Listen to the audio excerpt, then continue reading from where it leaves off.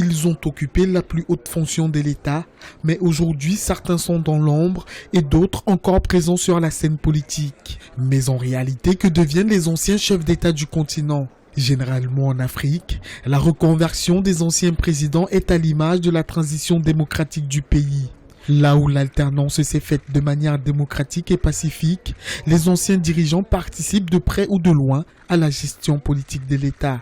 C'est le cas du Bénin où les anciens présidents interviennent souvent dans la vie politique du pays. Le consensus obtenu sur la LEPI par les uns et les autres est salutaire et il importe que toutes les parties y adhèrent avec sincérité.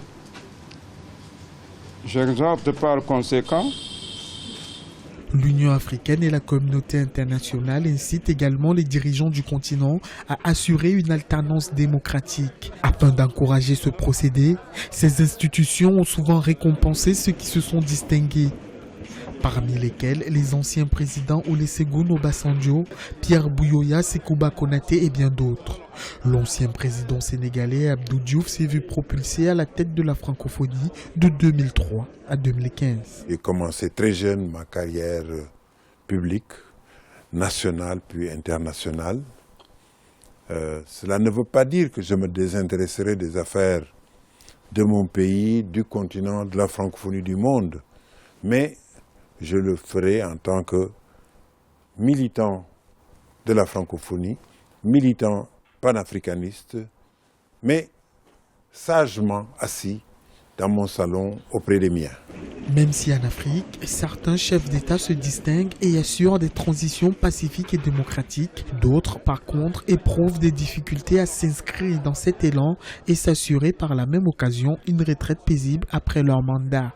La révision de la Constitution, notamment pour un nombre illimité de mandats, devient la solution pour un maintien au pouvoir.